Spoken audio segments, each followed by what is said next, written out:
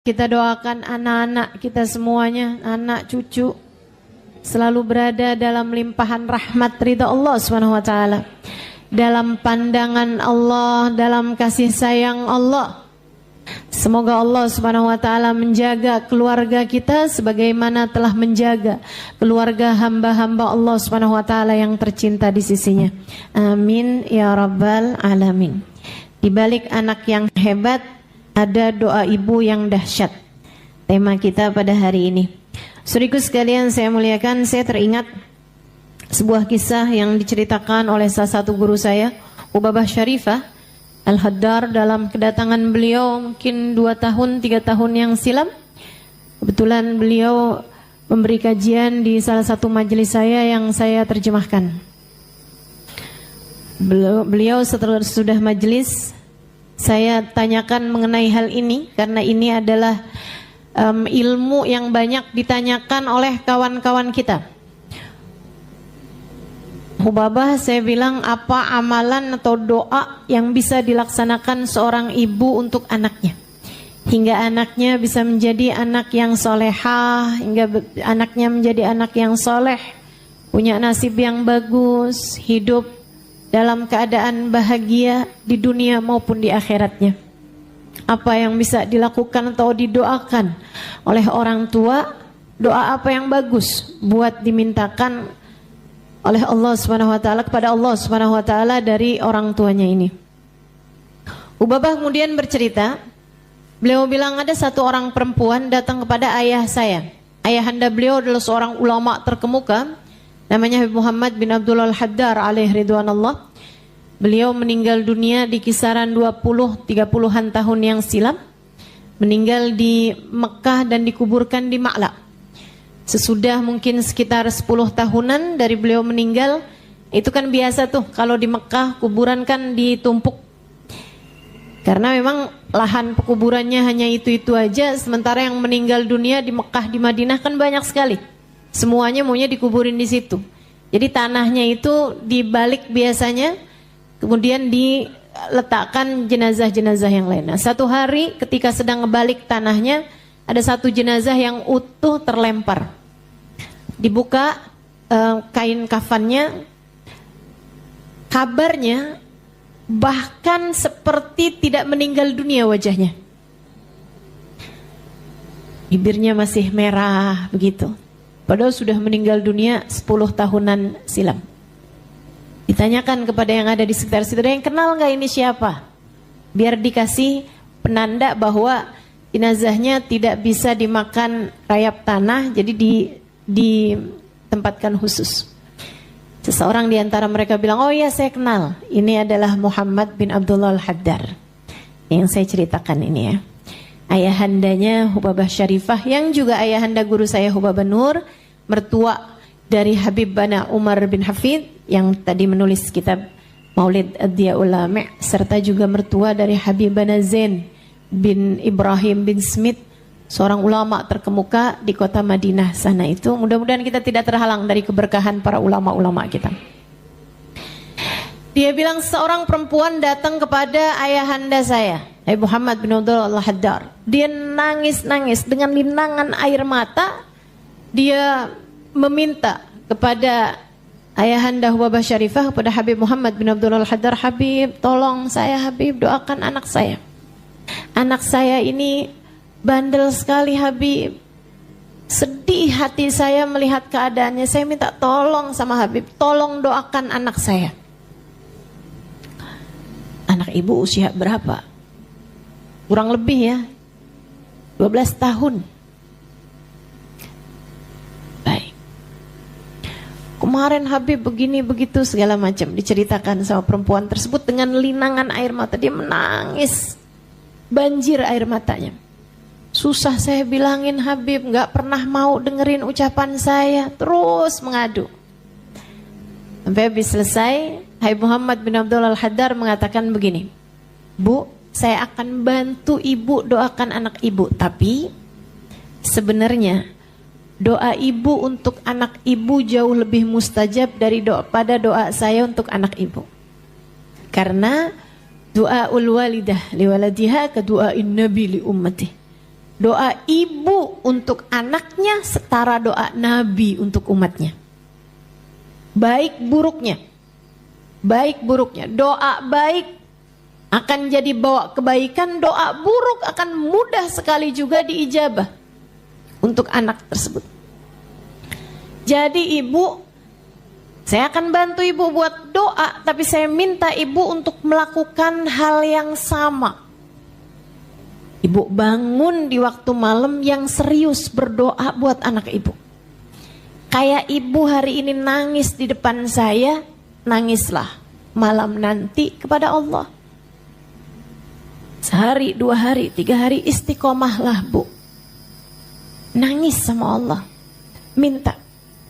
Ya Allah tolong jaga anak saya ya Allah. Kasihan anak saya ya Allah. Terus begitu. Seperti ibu menangis di hadapan saya, menangislah di hadapan Allah untuk anakmu. Allah tak akan pernah menyia-nyiakan dia. Dia bilang lebih Habib. Dia pun melaksanakan. Ubabah Syarifah bercerita, waktu berlalu 10 tahun kemudian, sekampung kami nih tak ada anak lebih soleh daripada anak dia. Hafal Al-Quran di usia masih muda. Dia bilang tiap malam si anak tahajud dengan membaca 10 juz Al-Quran. Tiap malamnya. Semua ibu-ibu di kampung kami yang pada punya anak perempuan kepengen besanan sama ibu tersebut itu. Yang dulu menangisi kenakalan anaknya, kini berbangga dengan kebaikan dan kesolehan anaknya.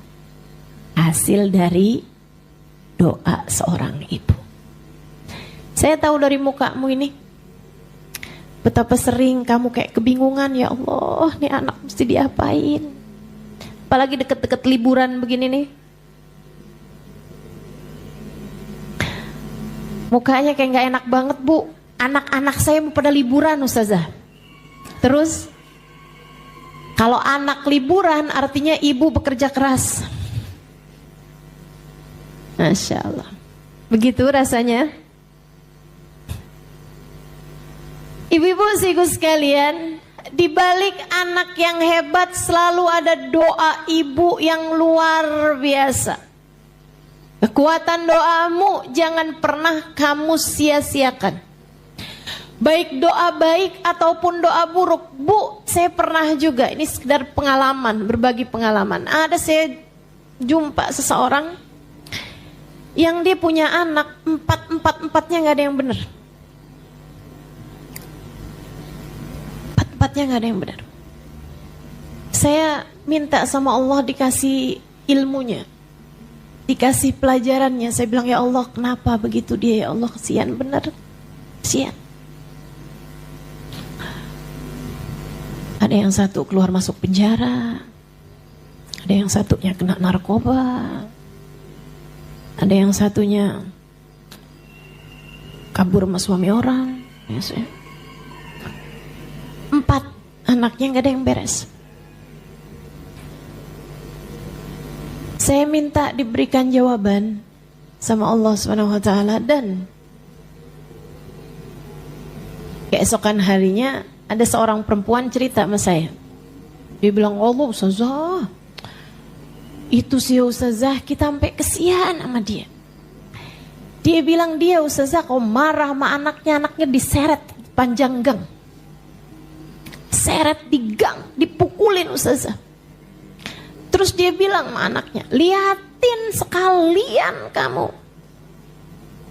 Mama gak ridho sama kamu, nanti biarin kamu begini, biarin kamu begitu. Doa-doa buruk buat anaknya, disumpahin anaknya. Disumpahin anaknya. Semoga Allah beri petunjuk pada kita sekalian insyaallah. Jangan pernah berdoa buruk buat anak. Jangan bu, jangan.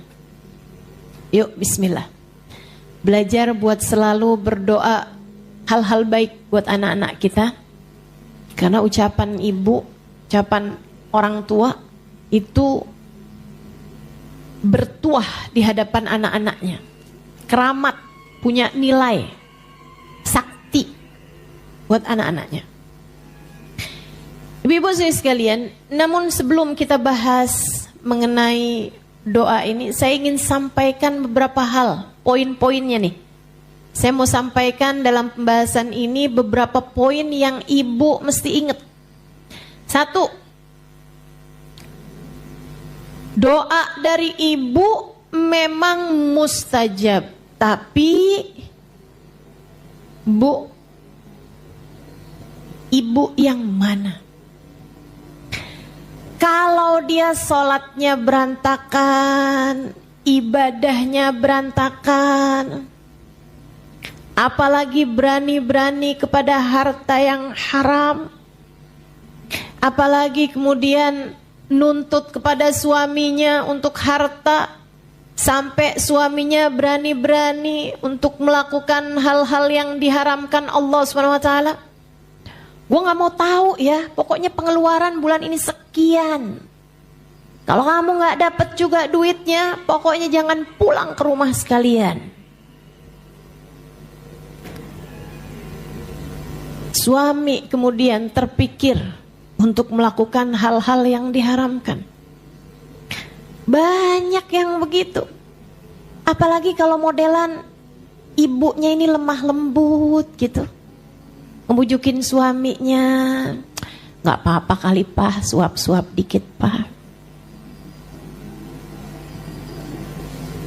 Gak apa-apa kali Mas, kayaknya semua orang juga ngerjain kayak begitu. Iya, bohong-bohong dikit mah, Allah Maha tahu. Nah emang Allah Maha tahu. Justru karena Allah Maha tahu, seharusnya kamu jadi takut. Allah Maha tahu kebutuhan kita, Pak. Ya Allah juga Maha tahu bagaimana seharusnya kamu mencari rezeki yang halal. Jangan sampai suamimu akhirnya berani bohong, berani ngambil harta yang haram. Saudaraku sekalian, saya muliakan Sayyidina Syekh Abu Bakar Syatta dalam kitabnya I'anatul Talibin ala Syarhi Fathil Mu'in di bab-bab awal mengenai doa. Beliau mengatakan, inna lid doa bab. Doa itu ada pintunya, ada gerbangnya. Wahwa aklul halal, gerbangnya doa adalah makanan halal, adalah konsumsi atau apapun dari barang-barang yang halal. Ibu-ibu sekalian yang saya muliakan, jangankan makanan. Nabi Muhammad sallallahu alaihi wasallam bercerita, "Man ishtara thawban bi'ashr darahim dirham minha min haram." Siapa yang membeli baju dengan harga 10 dirham, 1 dirhamnya terdiri dari sesuatu yang haram, 10%. Beli baju harga 1 juta, 100 ribunya dari duit haram. Allah tidak akan mengijabah doanya selagi baju tersebut ada padanya. Allah tak akan mengijabahnya selagi baju tersebut ada padanya. Saudariku sekalian yang saya muliakan, dalam hadis yang lain disebutkan, kalau saya nggak salah ingat, hadis nomor 4 dari kitab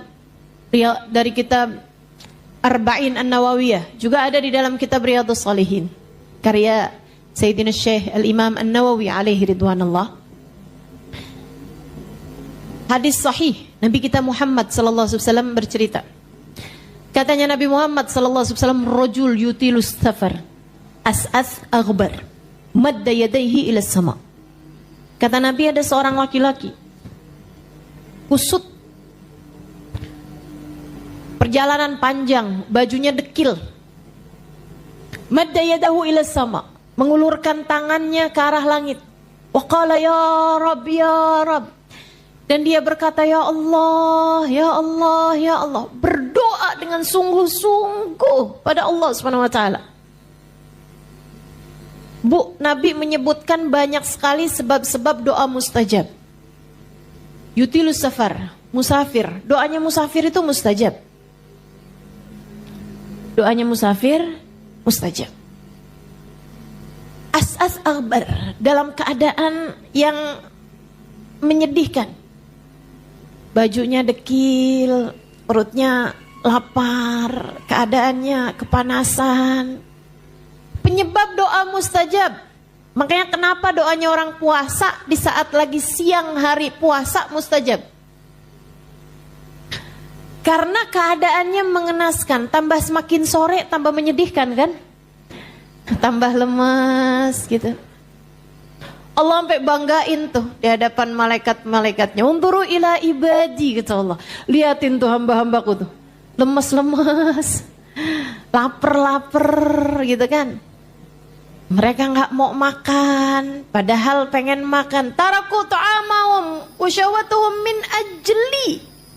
Kata Allah, mereka meninggalkan makan minumnya karena aku. Fahum indi kaba'dikum. Mereka ini orang-orang yang lagi puasa itu hamba-hambaku, kata Allah, setara dengan kalian wahai para malaikat-malaikatku. Orang lemes, lapar, bajunya musafir, kusut, dekil. Salah satu doa mustajab. Madda yadayhi ila sama. Dia mengulurkan tangannya, menengadahkan tangannya ke arah langit. Wa qala ya Rabb, ya Rabb. Dia berdoa, ya Allah, ya Allah, ya Allah. Salah satu sebab doa mustajab, mengulurkan tangan ke langit, menengadah. Katanya Allah Subhanahu wa ta'ala, kata Nabi Muhammad dalam salah satu hadisnya, innallaha hastaha min 'abdin madda yadayhi ila sama an yarudduhuma sifra. Sungguhnya Allah Subhanahu wa ta'ala malu kalau melihat hambanya berdoa dengan menengadahkan tangannya untuk mengembalikan tangannya tersebut dalam keadaan sia-sia. Beberapa sebab doa mustajab disebutkan Nabi kita Muhammad sallallahu alaihi wasallam. Tapi kata Nabi, walakin ta'amuhu haram, syarabuhu min haram, wa ghuddiya bil haram, fa anna yustajabalah. Tapi orang ini makanannya dari uang haram, hasil nipu, hasil bohong, hasil jilat. Jangan jilat, kamu bukan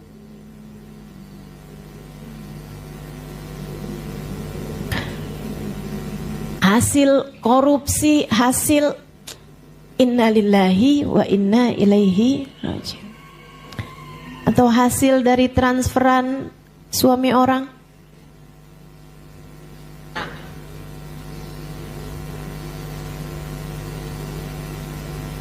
Mengharam ustazah, tergantung caranya ya.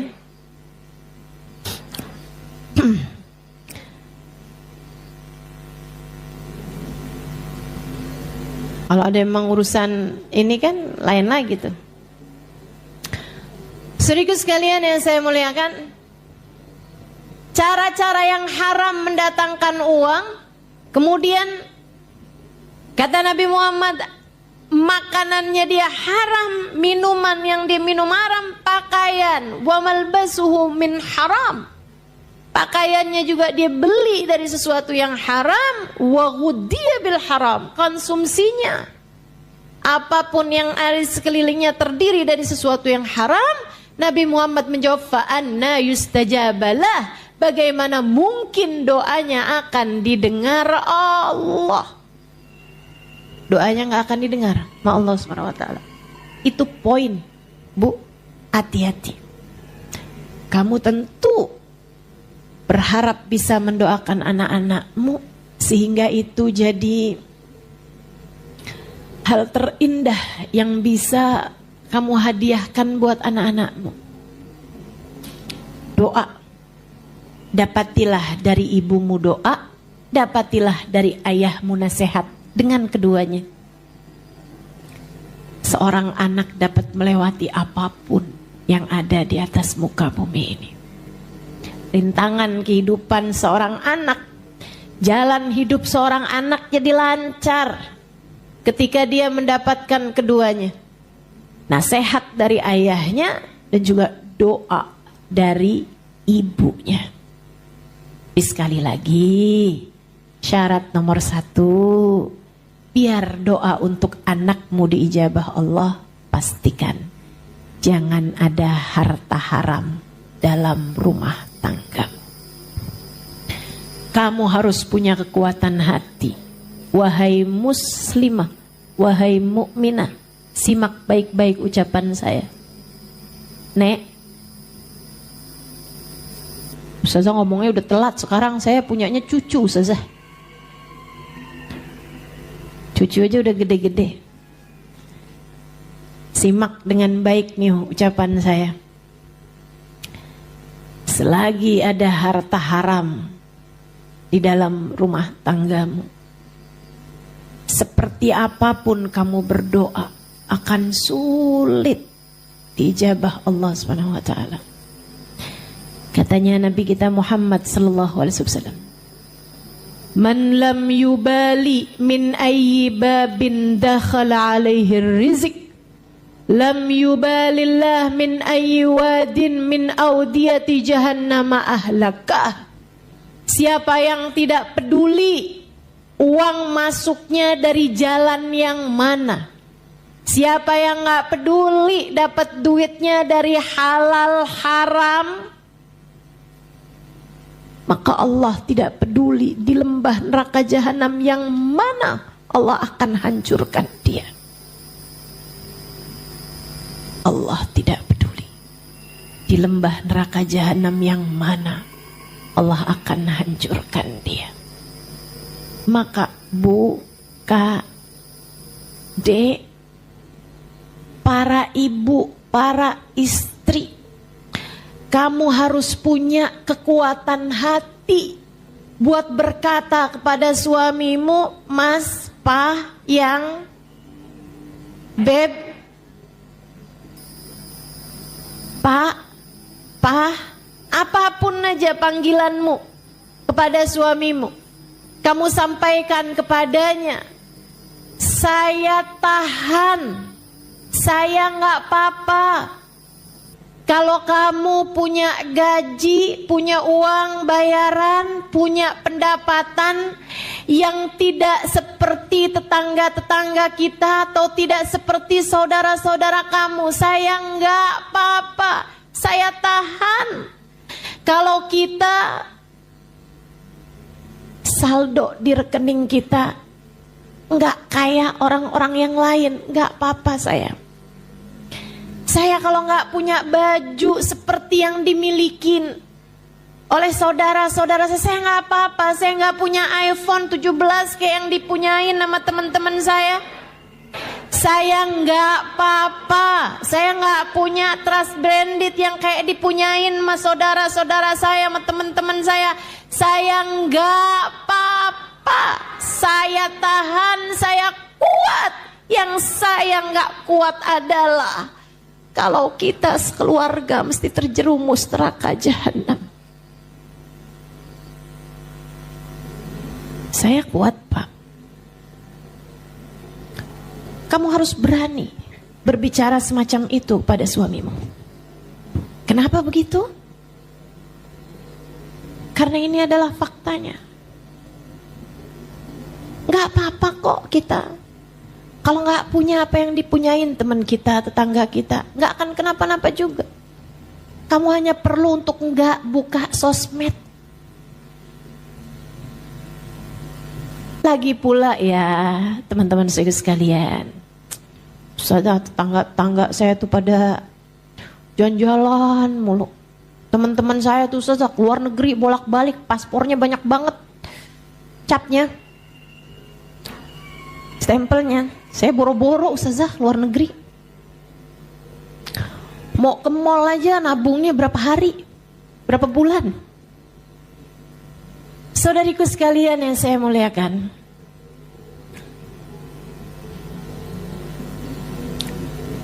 gak apa-apa, gak punya apa yang dimiliki orang.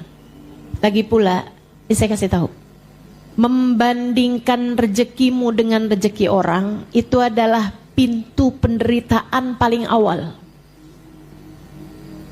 Kalau kamu pengen hidup kamu menderita, gampang banget, bandingin aja terus. Hidup kamu sama hidupnya orang. Sengsara. Menderita. Kamu gak tahu aja, orang tuh upload di media sosial, itu kan hanya yang dia kepengen orang lain tahu aja. Betul? Gak pernah ketemu apa? Pasangan yang kelihatannya kayak romantis banget di media sosial, tahu-taunya kayak kamu gak pernah denger aja. Saudaraku sekalian yang saya muliakan, kamu gak pernah dengar apa berita orang jalan-jalan ke luar negeri, pas nyampe di Jakarta ditagih sama debt collector.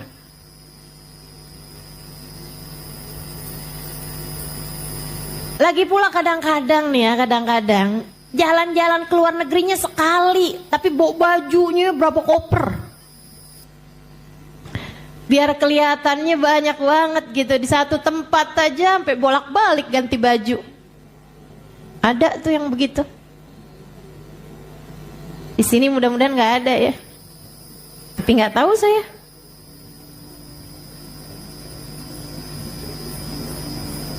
Innalillahi wa inna ilaihi.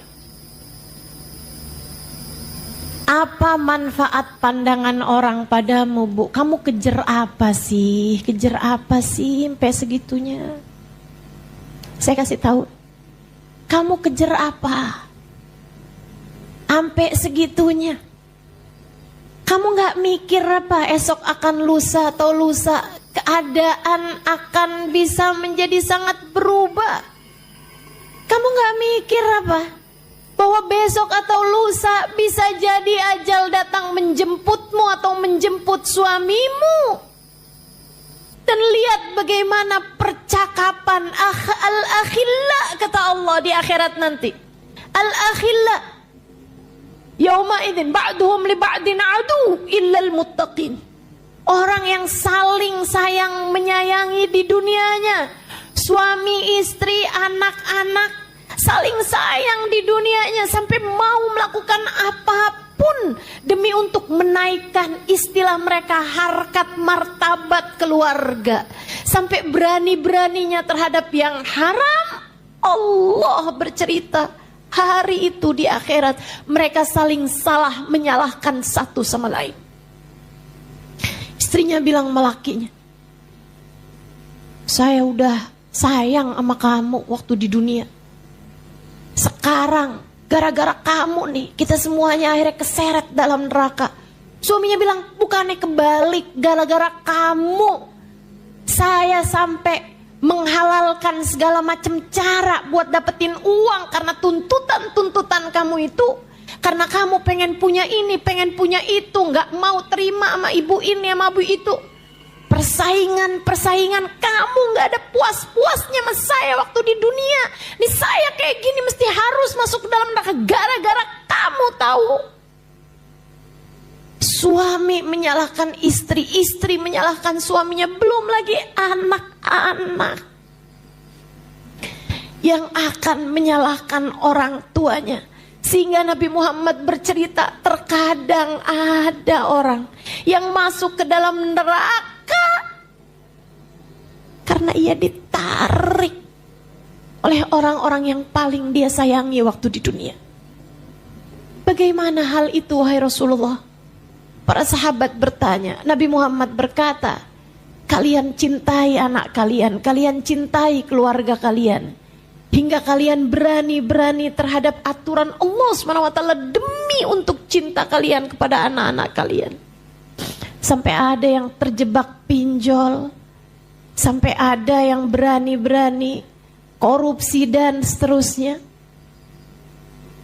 Kata Nabi Muhammad, tar di akhirat, terkadang kamunya zikir benar, suamimu juga sedekah iya, sholat iya, ibadah iya, pergi umroh bolak-balik, pergi haji pernah. Anak dimasukkan ke dalam neraka. Anaknya bilang, ya Allah saya kan kayak begini gara-gara orang tua saya. Ya Allah kalau kami harus masuk neraka juga, masukkan orang tua kami ya Allah bersama dengan kami ke dalam neraka.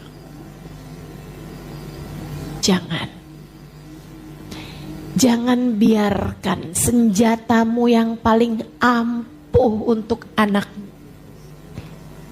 habis, hilang, hanya karena kamu yang tidak tahan terhadap godaan duniawi. Pastikan jangan berani sama harta yang haram. Tapi kami memang kesulitan Ustazah, Bu. Ustazah gak tahu mungkin rasanya kesusahan ekonomi. Saya pernah tinggal di sebuah negara 4 tahun lebih. Sepertinya saya punya uang dengan saya gak punya uang, banyakan saya gak punya uang. Ibu-ibu sekalian yang saya muliakan. Tapi Bu, punya uang atau gak punya uang, yang jalanin hidup itu bukan uang. Yang jalanin hidup adalah hati kita. Karenanya sering saya sampaikan kepadamu, sesedikit apapun uangmu cukup untuk membiayai hidup. Tapi sebanyak apapun uangmu gak akan pernah cukup untuk membiayai gaya hidupmu. Maka Bu, Kak, Dek, kalau pengen hidupmu tenang jangan banyak gaya. Serius saya sampaikan padamu. Jangan banyak gaya. Sesuaikan aja. Tenang, nilai kamu tuh gak ada pada gayamu kok, enggak. Bu, enggak. Nilai dirimu itu ada pada bagaimana Allah memandangmu. Ada pada cinta, hormat, kasih sayang dari orang-orang yang ada di sekelilingmu. Mohon maaf, semiskin apapun kalian.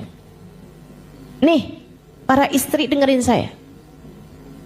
Sesusah apapun hidupmu, kalau suamimu sayang padamu, anak-anakmu sayang padamu, enggak terlalu jadi masalah keadaan ekonomimu, betul?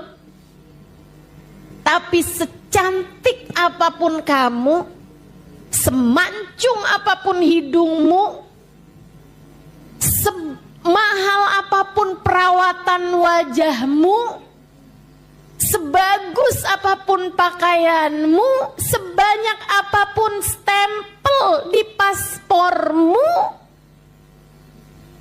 kalau suamimu gak sayang padamu, anak-anakmu gak hormat padamu, apa enaknya? Betul? Saudaraku sekalian saya muliakan, ayo dibenerin pola pikirmu terhadap kehidupan. Saya menyampaikannya karena saya tahu saya juga perempuan seperti halnya dirimu. Jangan kamu dikelabuhi oleh apa yang orang-orang luar sana sampaikan yang belum tentu sesuai dengan apa yang diajarkan baginda kita Nabi besar Muhammad. Permasalahan hidup perempuan kalau cantik beres urusan. Siapa bilang? Enggak begitu. Saya ubah caramu berpikir. Sebesar apapun permasalahan hidup seseorang perempuan, ia bisa selesai kalau pemilik alam jagat raya mencintainya. Kalau Allah Subhanahu wa ta'ala mencintaimu, semua permasalahan tidak ada. Semua permasalahan kehidupan menjadi ringan belaka. Yuk, kejar yang kekal. Kejarnya yang kekal. Kejarnya yang abadi. Bahagia dunia hingga akhirat nanti. Jangan mau dikelabuhi. Jangan mau tertipu. Saya menyampaikan karena kasihan padamu. Hidup cuman segini-gininya aja. Sebanyak apapun uangmu gak akan pernah bisa menghalangkan satu rambutmu untuk beruban. Sebanyak apapun saldomu tidak bisa meringankan sakit jika harus datang. Kayak apapun kamu, tidak ada yang bisa mengubah sedikit pun takdir yang telah Allah Subhanahu wa Ta'ala tetapkan untukmu. Dan sebanyak apapun saldomu tidak bisa menunda 1 jam, bahkan 1 menit pun dari waktu kematian yang telah Allah Subhanahu wa Ta'ala tetapkan. Maka apapun yang tidak kamu bawa mati, jangan bela mati-matian. Apapun yang tidak kamu bawa mati, jangan kejar mati-matian. Saya menyampaikan ini dari hatimu, maka masukkan ini ke dalam hatimu. Yang di luar-luaran sana menyampaikan sesuatu, belum tentu dari hati mereka. Belum tentu karena sayang padamu. Mereka mungkin mengejar sesuatu hal, berharap kamu menjadi komoditas, berharap kamu menjadi target market mereka, saudariku sekalian. Berdasarkan ego ketika mereka membuat iklan, ketika mereka membuat promo dan seterusnya. Tapi saya hari ini menyampaikan dari hati saya, berdasarkan ilmu yang selama ini saya dengar dari guru-guru saya, para hamba-hamba tercinta di sisi Allah SWT, ulama-ulama yang membawa syariat agama ini sebagai pewaris dari Nabi. Karenanya dengarkan saya. Dengarkan saya. Yang tidak kamu bawa mati, jangan kejar mati-matian. Yang tidak kamu bawa menuju akhirat nanti, gak usah kejar habis-habisan. Jangan. Jangan. Tinggalkan harta yang haram. Jangan berani-berani. Jangan berani-berani. Ucapan ini Allah yang mengizinkanmu untuk mendengarnya, yarhamukillah. Ucapan ini Allah yang perkenankan dirimu untuk mendengarkannya. Jangan sampai ia menjadi sia-sia ketika kamu tidak mengamalkannya. Pastikan rezeki yang masuk padamu adalah rezeki yang halal. Sehingga doamu untuk anak-anakmu menjadi doa yang mustajab. Yang nomor 2 dari poin yang harus saya sampaikan padamu, Bu, doa itu iyyaka nasta'in. Sebelum iyyaka nasta'in, hanya kepadamu aku mohon pertolongan, ada iyyaka na'budu. Sebelum iyyaka nasta'in harus ada iyyaka na'budu. Kepadamu kami beribadah ya Allah, dan kepadamu kami mohon pertolongan. Ibadahmu, doamu akan Allah dengar ketika kamu menjadi sebaik-baik ahli ibadah.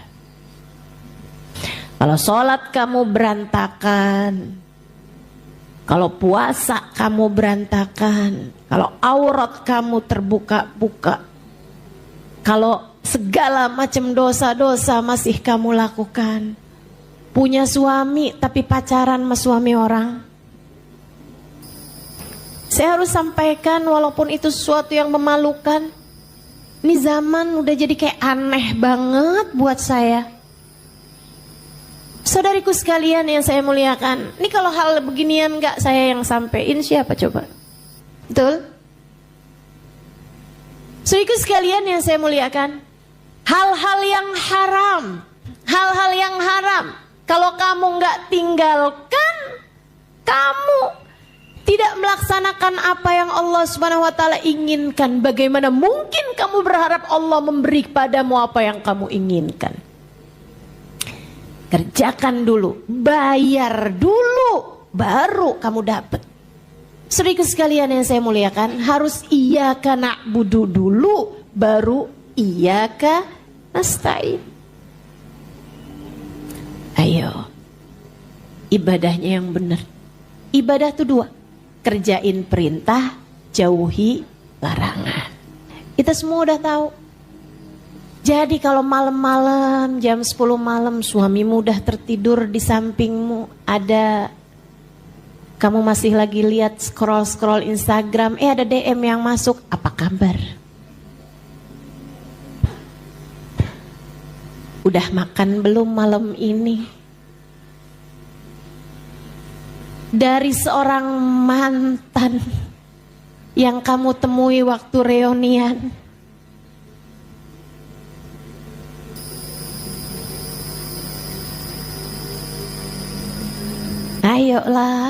Ayolah. Jangan sampai kamu kemudian ngeliatin suami, dia gak ada perhatiannya sama saya. Ini sekarang ada laki-laki yang jauh lebih perhatian buat saya.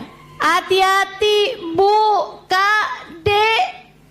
Hati-hati, bisikan setan luar biasa bener. Wala tattabi'u khutuwatish. Janganlah kalian ikuti langkah-langkahnya setan. Bermula dari hai setitik, bisa berbuntut panjang kepada perselingkuhan. Hati-hati. Kalau bukan kamu yang jaga diri dari apa yang jadi dosa, siapa yang kamu harapkan bisa jaga diri kamu? Gubernur? Pak RT? Pak RW? Kan enggak gitu. Kamu. Ustazah, masalahnya saya berbuat seperti ini karena suami saya Ustazah kayak gitu juga.